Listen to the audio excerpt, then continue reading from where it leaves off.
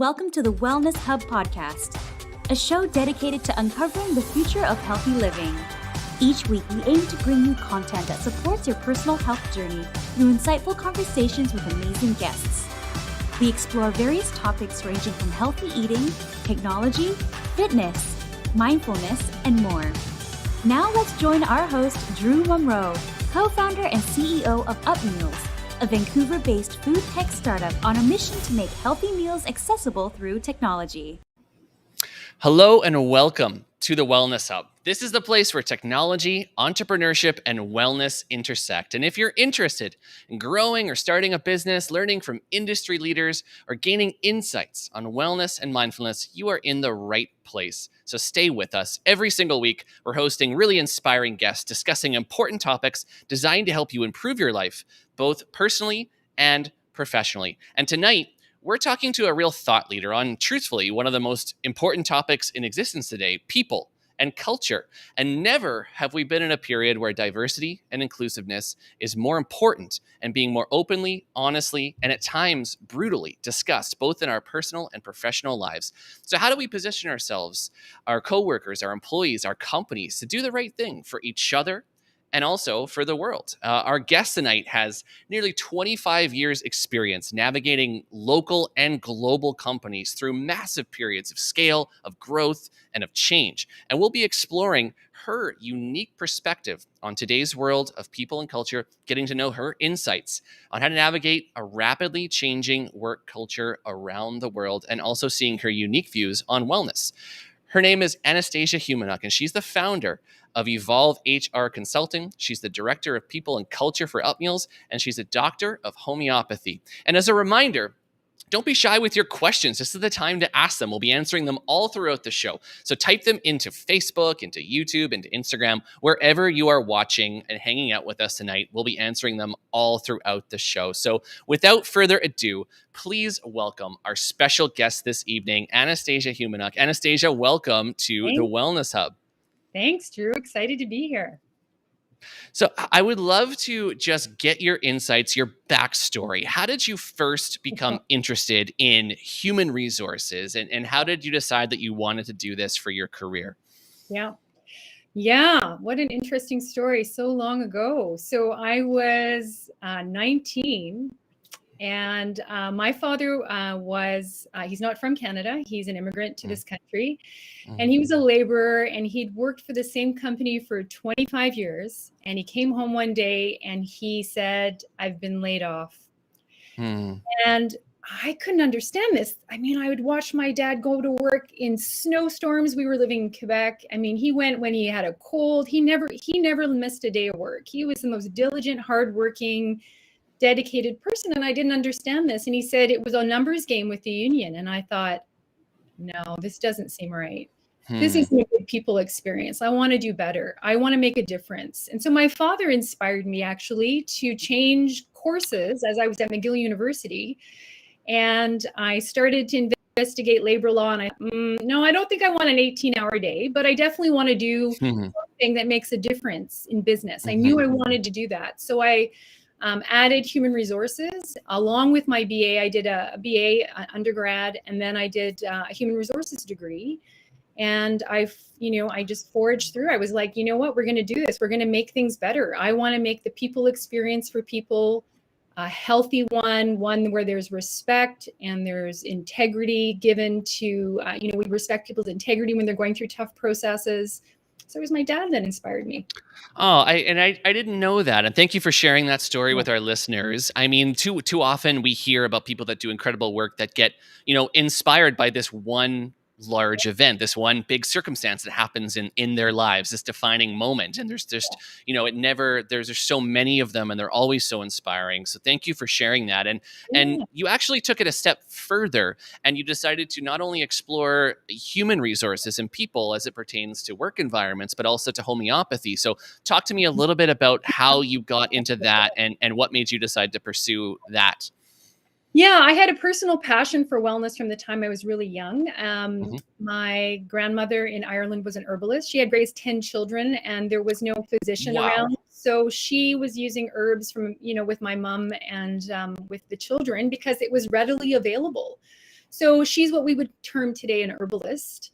So I had grown up with poultices and with strange tinctures that were disgusting, but they always worked. Everyone wondered why I was so healthy growing up. Mm. And so I had that in the background. And then in addition, I was watching organizations. I was leading organizations, was an HR manager, seeing unwellness, seeing a lot of people getting really sick, going on long-term disability, far too young. And then I had my own aha moment with my own health and my animals' health. So I had a beautiful dog who had a strange, rare, and peculiar condition. This is how I got into homeopathy. And every vet said, you know what, you're gonna have to put him down. And I thought, there's gotta be a better way. And so I ended up being referred to an animal homeopath and went to see her. And she gave me these 2 white pills. And I said, you gotta be kidding me. This is not gonna work. And I gave him these 2 little white pills and watched and waited for 2 weeks. And sure enough, he recovered. Actually, it was 3 doses of white pills. Yeah, he readily recovered, and he lived till he was 17 and a half years old. So, oh my God. And then can I have some of those white pills? Like I don't even, yeah. I got the stash. Wow. And then the year following, I developed this strange, rare, and peculiar. It was at the time called benign purpura, but I had hundreds and hundreds and hundreds of red spots all over my body.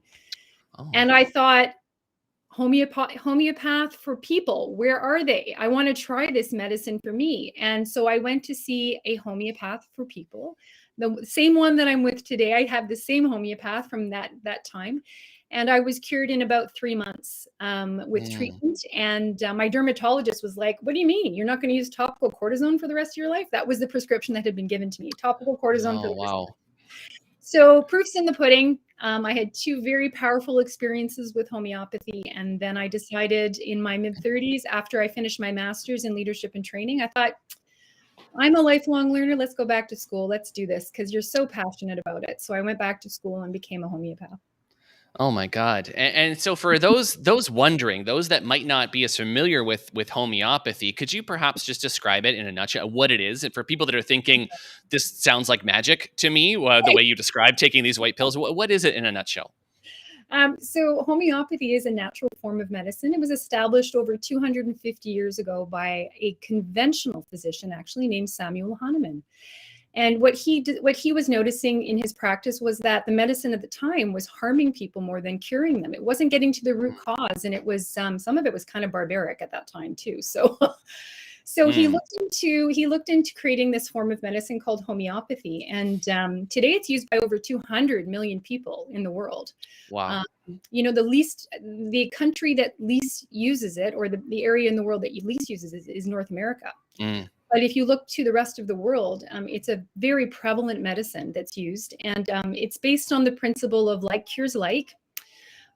So in other words, what we believe is you take a substance of something that's potentially very harmful, that's creating a lot of symptom picture. So you look to the symptom picture and try and match it with the actual substance, and it should cure the actual issue and open your immune system to help it heal what's happening. So for example, a person suffering from hay fever, this is a very common ailment.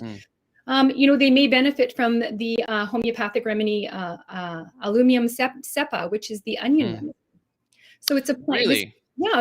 So we often give that one first for people with hay fever because it creates the runny nose and it creates the congestion and the runny eyes and all of the things that you would see typically with hay fever.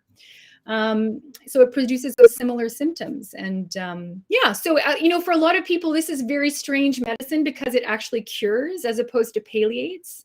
So it's very deep acting medicine that is, it's got weird words in it, like we triturate the medicine and we make sure that it's very, very low potency. So it's very not harmful for people that are palliative, that are babies. We treat babies with homeopathy if they're, it's just good for everybody. It's safe medicine for everybody. So I'm passionate about it. I can talk forever about it, but I can see that, and I'm very fascinated by this. I mean, someone who has very little knowledge to someone like yourself. I mean, we could have a few episodes on this just on its own. But yeah. I do want to switch gears a little bit and talk about another big development in your life. You're a mother. You have a beautiful daughter, and we often often hear parents say that, their perspective in life totally shifts after they have children. And Yeah. how did having a daughter influence you in your career so far? Yeah. So as you can tell by all the education and the work, I mean, I was a fierce worker and just an avid lifelong learner. And I was somebody who, was on the go quite a bit. And one of the things that became very important to me when I had Naya was to be a mindful, present mom. And I realized something had to shift because my pace, the pace that I typically go at is not, I mean, I'm mindful, but I'm pretty fast. And, I move quite a lot. And I thought, I've got to slow things down because, one and done, we're just doing the one. So I wanted to make sure I showed up. So I decided, I had worked with a company in 2019 to 2020, working about 70 hours a week. And I thought, I'm missing her life. So I made a commitment to shifting to part-time and just really trying to be present for all those moments, just being home for her and not having to put her into daycare and just enjoying her development. So that was the biggest shift for me. It was to slow down, to get present and to do less, to do a little bit less and lots of time to do more. Lots of time. And what was that transition like for you from going 100 miles an hour for so long to like purposefully and mindfully like pumping the brakes a little bit? Like, what was that? Was there an adjustment that had to happen there, or did you settle into it pretty easily? I loved it. I realized this really good medicine going slower. Yeah. I didn't realize it. And, I've just adjusted my pace now. I've realized that, I'm also older. So in order for me to stay healthy, I just want to make sure I'm also taking care of myself, not just her. So it requires being a bit more mindful and going slower. I'm just committed to doing that now and taking things in stride and just making wellness even more of a priority now. And this is a passion that you and I both share. We've talked about this at length. There's two passions, one for health and then healthy food, right? Me, as my background, I mean, food is a huge passion of mine, and I know you love it as well. And so from a homeopath's practitioner's perspective, what is the outlook on eating, on healthy food and diet? So, I was raised by immigrant parents. I told you this, and we grew gardens and we ate real food. And I think, so many people on social media are talking about this. It's just such a basic concept. Eat real food, as much of it as you can in its original form, because it has the energy that you need to continue to feed your immune system. And then the other thing that you hear all the time, which I fully support, is have rainbows on your plate all the time. We have fun with them. Naya and I, my daughter and I have fun with how many, can we make a rainbow with what's on our plate today? You really should be looking at your plate and it should be colorful because that's going to tell you that you're getting an array of nutrients and hopefully phytonutrients in there again, which help really replenish your immune system, help you get energized. We're so faced in North America with so much bombardment of pollution and, I think stimulation too, mental stimulation that replenishment for the body is so necessary to continue to function in a full capacity. Yeah, and it sounds so simple, but it's so difficult, right? To just eat real food. And it sounds like, okay, that's pretty easy, but then you're out in the world and there's just not options that are available to you. And the fast food and the junk food, they are so good at making it so easy and so accessible. And people kind of slip and they fall into these traps. But, I appreciate that it really doesn't need to be more complicated than that. Eat real things, eat things that come from the ground, eat foods that you can pronounce, eat ingredients that you can pronounce. And yeah, just start there. Max 3 syllables. Yeah. So that's really as difficult as it has to be. And people trip themselves up with getting too involved in diets. And so I want to switch gears a little bit, go back to what we were talking about. So now you've got this amazing human resources experience and background and this homeopathy background. So I'm curious, When you got back into a full-fledged working career, how did you find that those two paths intersected in the workplace? Like, how did that impact your unique outlook on people and culture for an organization? Yeah, I think just to back up a little bit, I had a realization when I was doing my master's, because there was some coursework on systems theory that really struck me as being so incredibly, it just resonated. It resonated with how I've been practicing for years, which was to look at the entire organization as one big system, just like the body. So, as a homeopath, we look at the whole person. We don't just look at what's going wrong. What's going wrong is an indicator that the body's off.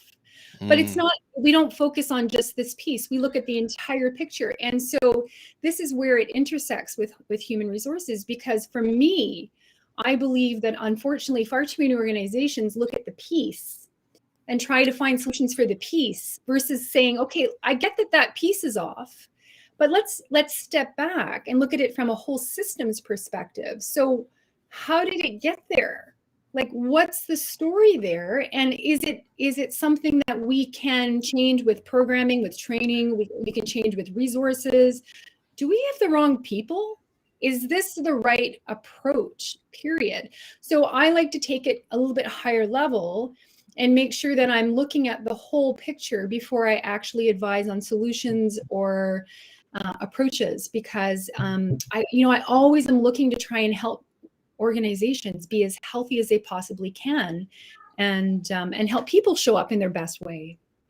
Yeah. And that's so brilliant, because you're touching on almost a medicinal component where you're treating the source, not reacting to symptoms. And you could liken that to perhaps a business or a leader or a manager who spends most of their time putting out fires versus realizing what is really going on behind this, and that's difficult to look at.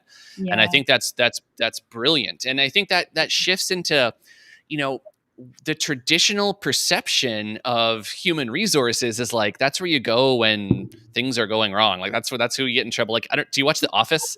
Like, that's Toby. Like, I mean, like, so it's like, but you are not Toby. Like, you are not this source of sadness and everybody's in trouble that, causes a drain on everybody else. And that's not what people and culture should be. So, what is your approach? Well, how do you look at when you walk into a company, when you're taking on an engagement in creating that healthy system of people and workflows? What is your approach to that process? Yeah, I want to hear from the people to find out their stories. People tell you what the culture is, and it's just about those informal conversations. That's where you find out what's really working, what's not working. I always love to talk to leadership to find out their perspective, because they're working at a very high level. So I get that picture, and then I like to get into the trenches and just have conversations. I mean, that's ideal. I just like to hang out with people and say, so what does your day look like? What's not working? How are you doing? What's been the best thing about working here? What's been the worst thing?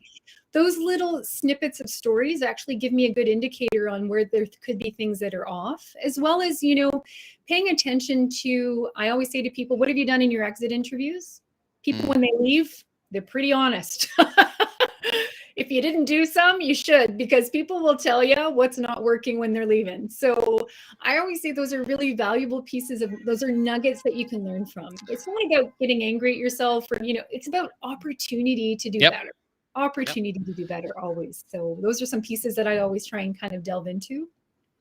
And I want to talk about something that has been at the forefront of, there's so many conversations and polls and things going out about the dynamic, massive shift in the workplace as a result of COVID-19. Now, the changing workforce dynamics have just been amplified and punched up to volume 11. And what is your take on this new changing work environment? What changes have you observed now coming out of this that you're going to see that are going to affect the workplace and how companies function? Yeah. I'm actually happy that employers are seeing that the hybrid work model works. Remote has always been something that I've advocated, and there's always been a reticence by employers to embrace it for fear of lack of productivity. And I've said, but why? Like, if somebody has their bum in their seat, that doesn't mean they're productive.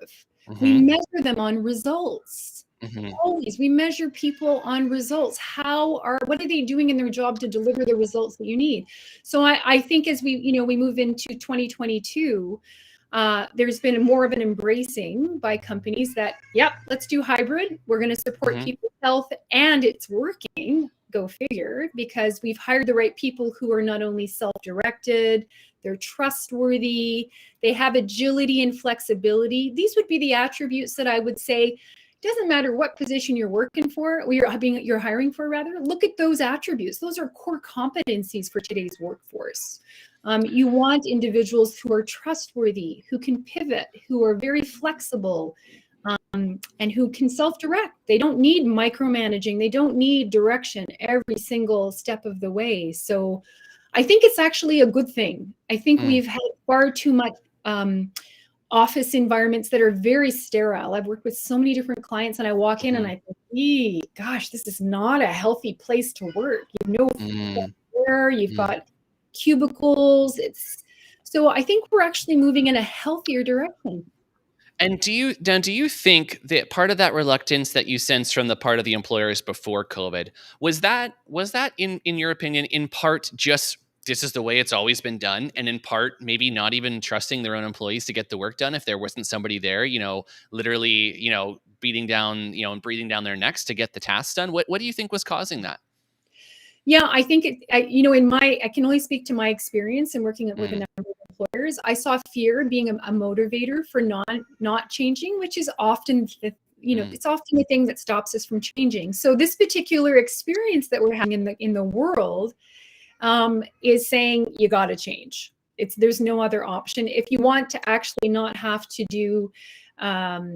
If you want it to be easier, this is a really good option to keep not only overhead low, to keep flexibility so that people can come to work and also work from home with their personal lives and their family lives to bring them more balance. You're going to see lots more engagement and retention when you give people that support with their other parts of their life.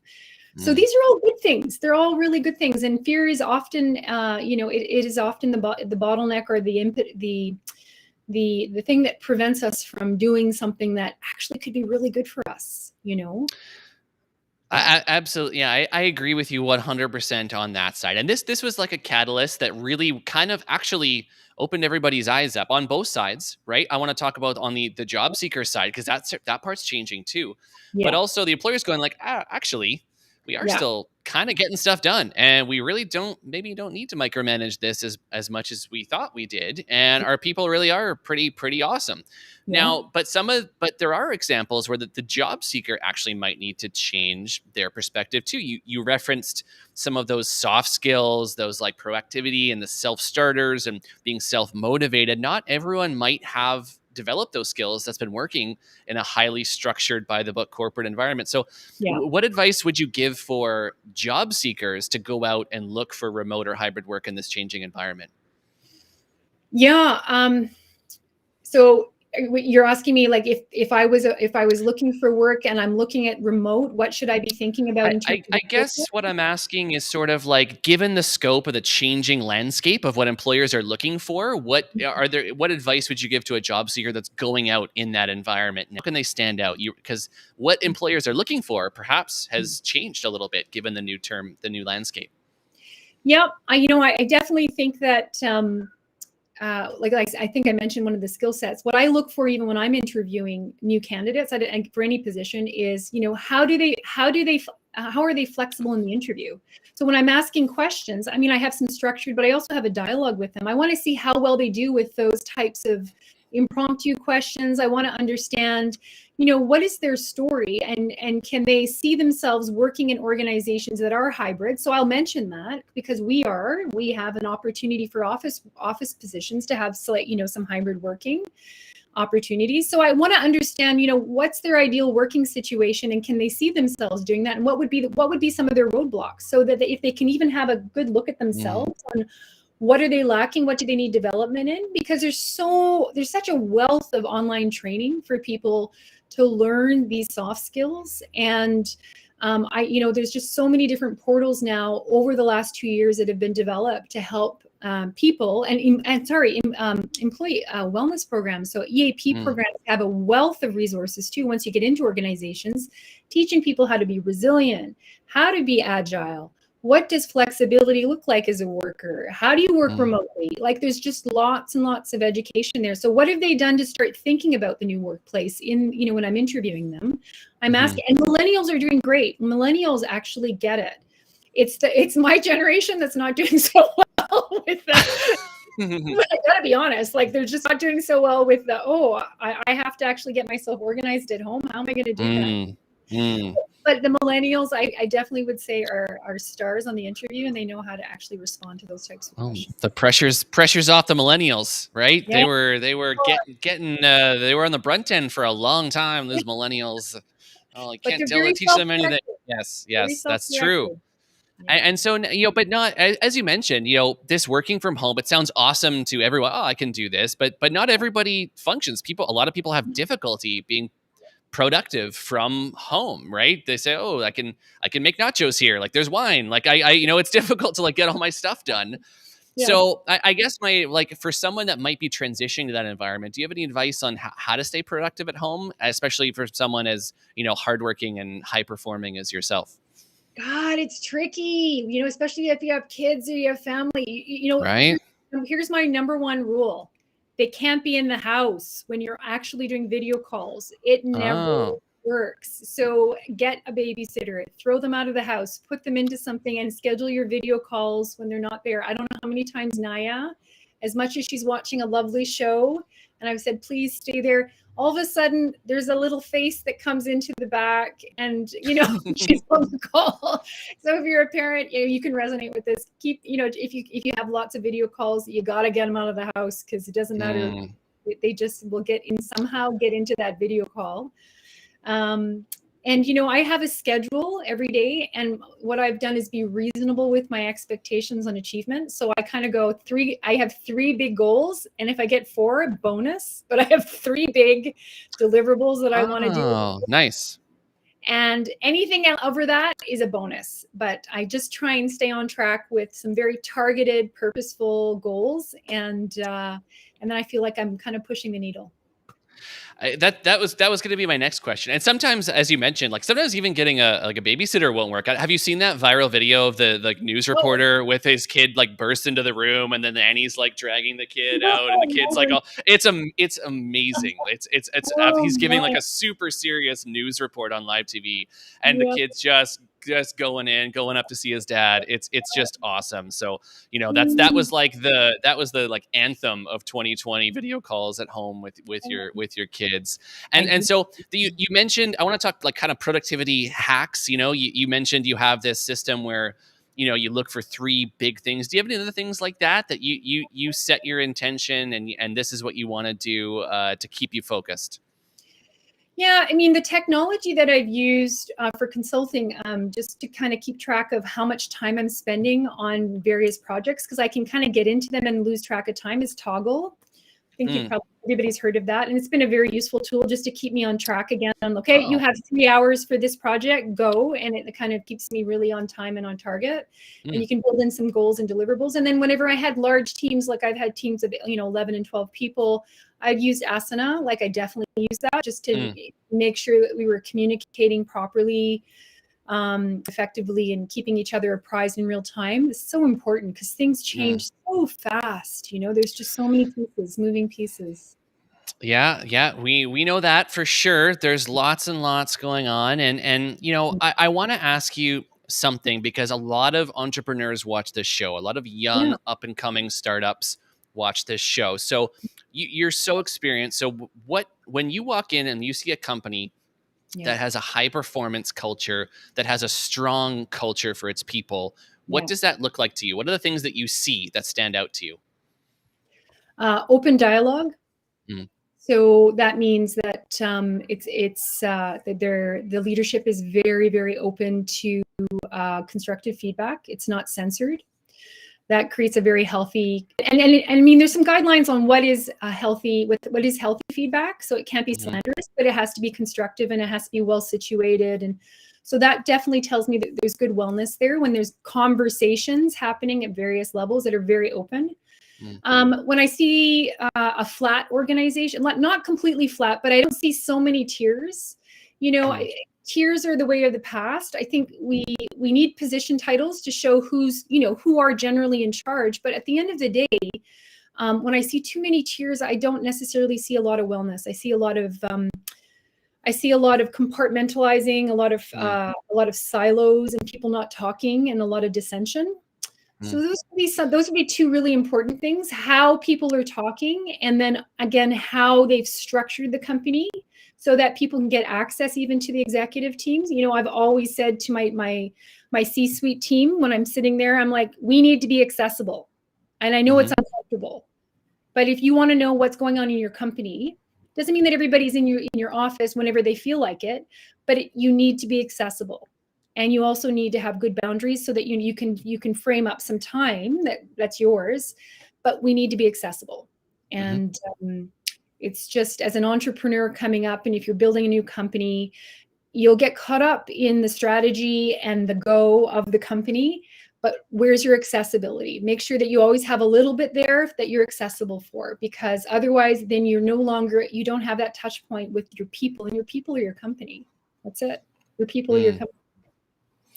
And a lot of small companies, a lot of startup companies, a lot of entrepreneurs, especially first-time entrepreneurs, they kind of view HR in general, or people and culture things, as like we'll do that later, right? Like we'll do that when we're big enough. We'll do that when we've got a bunch. And usually by that time, it's too late. You've got bad habits and you actually end up having to unwind it. So, what's your advice to a company that has that sort of mindset that goes, that's a later thing? Like, what can small companies do to build that now when they may not even, maybe it's 3 guys sitting in an office, but what can they do to build that culture and that framework now so they're ready to scale?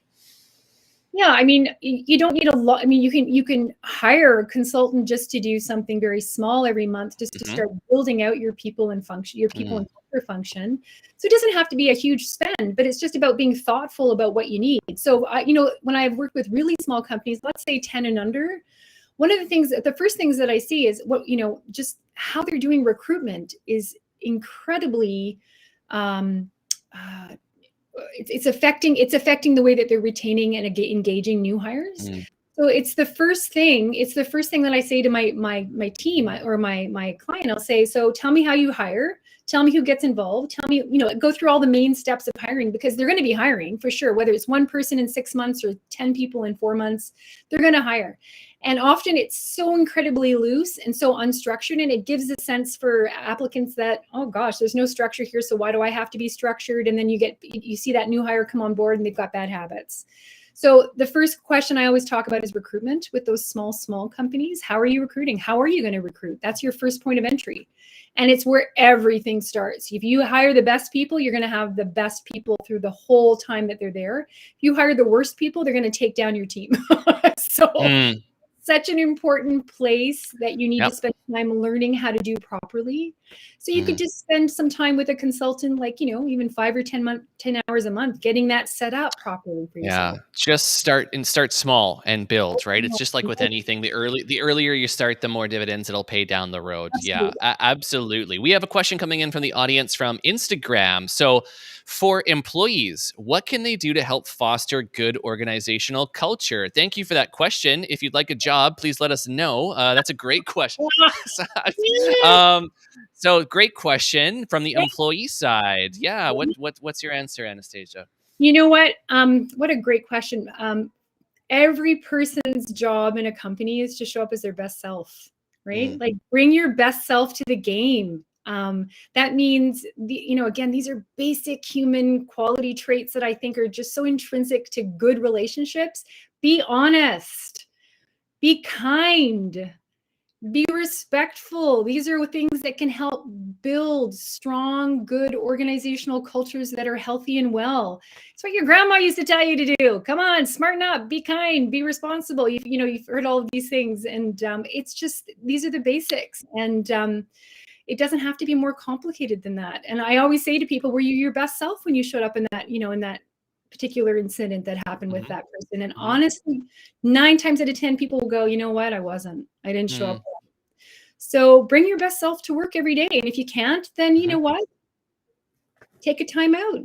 Just take a Yeah. time out. Yeah, or acknowledge it. Acknowledge that it wasn't there and say, okay, what do I need to do to get myself into that state more often, right? If that's where I'm really truly inspiring my people. I think that was brilliant. I think more people should run their companies like grandma would run it, right? You And know? and just go back to basics, right? Be a Oh, be a yeah. good person, do good work, to be honest, don't do anything, don't do anything bad. Like these are Oh, my just basic human instincts that sometimes gets a little complicated. It doesn't really need to be more complicated than that. Just like the eating part. yeah. Eat real food, be nice, be kind, like don't be a jerk at work, right? Like Well, these are that's the my things. tagline. That's my Yeah. tagline. Is it okay? Don't Don't be a sue me, jerk. please. I'm sorry. Yeah.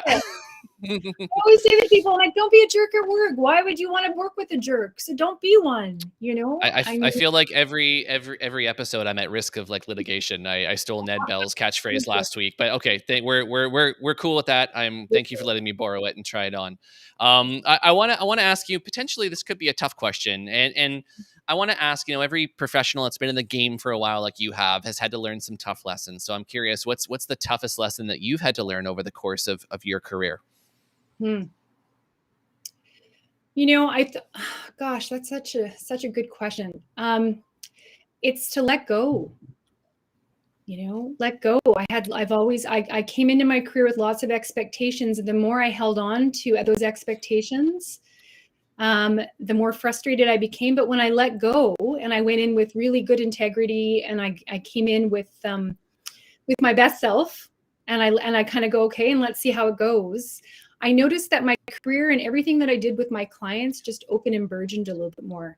So yeah, I think that would be a really big piece, that slow down and let go. Slow down and let go. I just had to get that slowing down with Naya. Not only am I bringing a better person to the game, I definitely think I'm better today as a person, fully. I'm very clear about doing my best and then letting go and hoping that it all falls into place, but not driving myself mad that it has to turn out a certain way, because life is not a straight line. I mean, this sounds a bit, maybe a little bit fuzzy, but it's just not a straight line. So the more rigid we are when we go into experiences, whether they be professional or personal, the more difficult they are. So just that ease coming into it with all of your good intention, but then letting everything happen the way that it's supposed to. And it may not turn out that great, but then at least you're more at ease to be able to handle whatever the outcome is.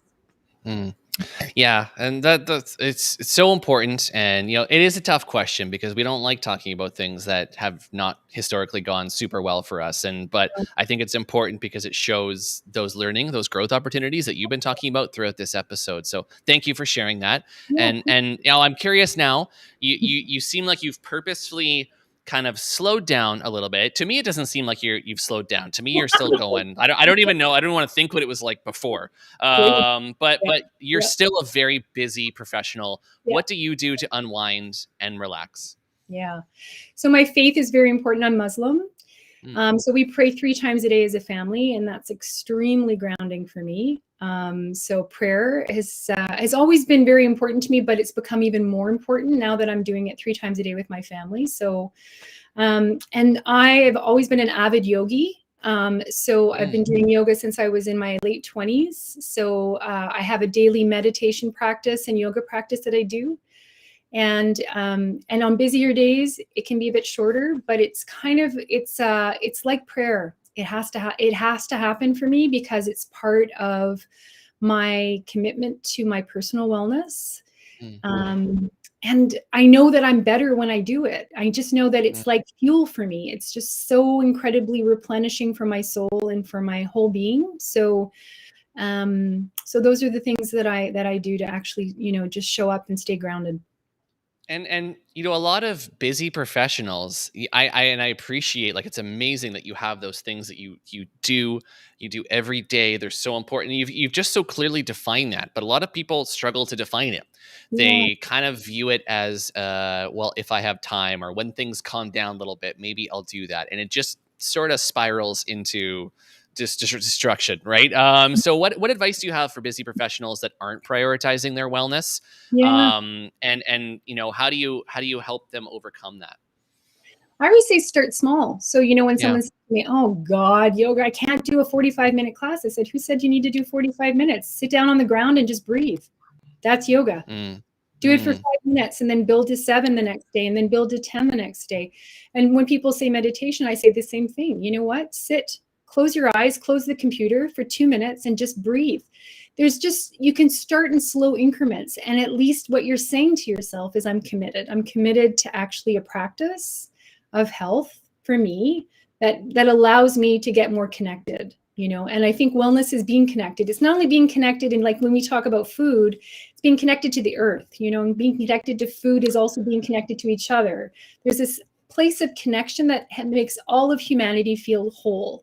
And when we feel connected to ourselves, that is actually the essence of good health. Like when you can really connect in with who you are and what you're about and all of that good stuff, it's just really good for the soul.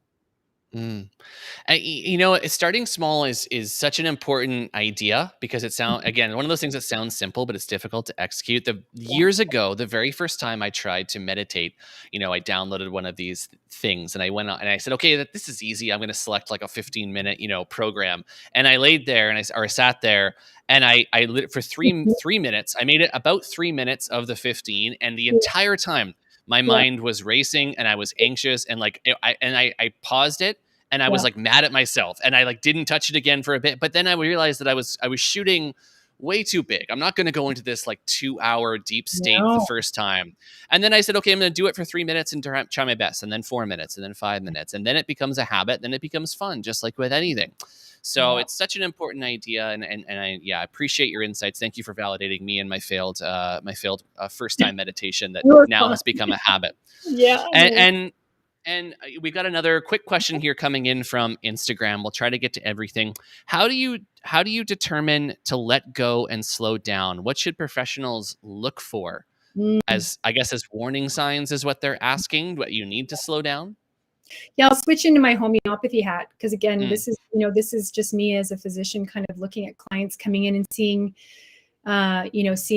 seeing themes. And one of the themes that I would see is in people who didn't realize that they were going too fast or that it was time to let go, was a real sense of confusion, a real sense of feeling of frustration that just permeated always, that they just couldn't get rid of, an inability to focus. Focus became a very, very big theme in their case history as well.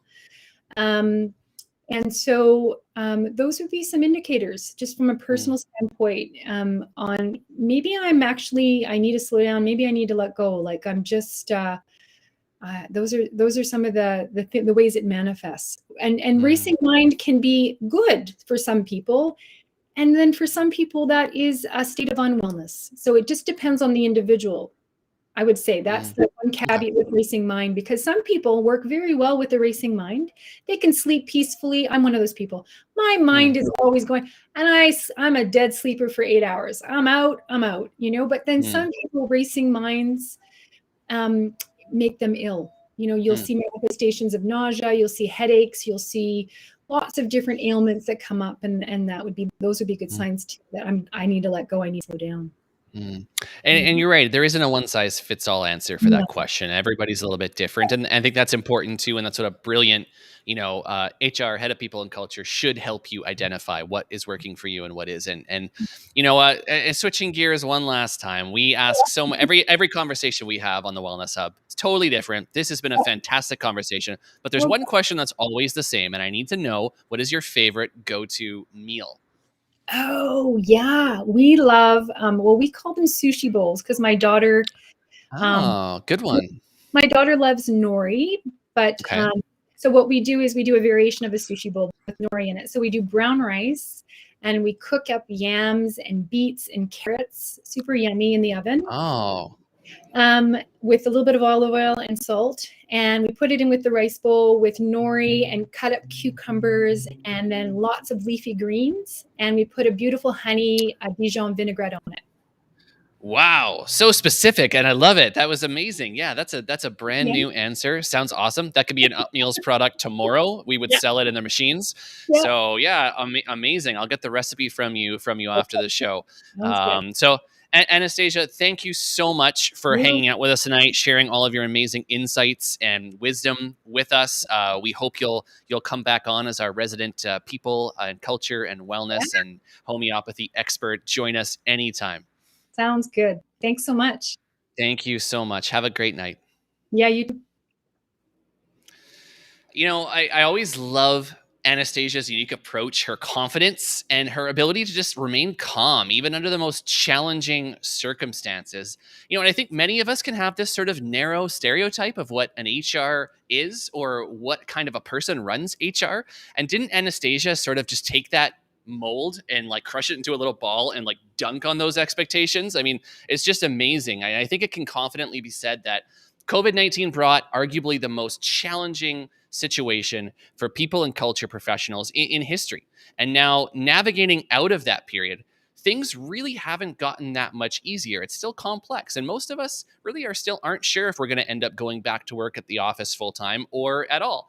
And when companies ask the employees, the workforce seems a little bit divided on what they want to. So what's the answer? And, you know, I think as we talked about in our conversation, there isn't really a silver bullet. It's not a one size fits all. But the stronger a company's culture is, the easier it will be to find the best way to move forward. And without a strong culture and without the people to help create it, even the best companies will eventually fall by the wayside. And, you know, I saw a question posted today on a poll on LinkedIn. And the question was, how much of your work is purpose-driven and meaningful? And the options to choose were 100%, 75%, 50%, or I need a new job. And that question sort of just rang home for so many people. And the expectation today is that companies exist for a purpose, that our jobs have meaning and purpose beyond just clocking in and clocking out, like sort of in days gone by. And we spend an awful lot of our lives working. A lot of our time is spent working. And what we're all realizing that life is just too short to be working somewhere, doing something that you don't truly care about or believe in. So whether you're running a company or working for one, ask yourself that simple poll question and answer yourself truthfully. And if you're not satisfied with the answer, ask yourself what you're doing about it and take that first step towards finding meaningful, purposeful work. Let us know in the comments below what your answer is, and we can't wait to read all of your responses. Thank you so much for tuning in tonight. If you'd like to see more great conversations like this, please remember to like, comment, and subscribe and follow us on YouTube, on Instagram, and LinkedIn at UpMeals. We'll see you next Wednesday evening right here for another great episode of the Wellness Hub. Until then, I'm Drew Munro. Take care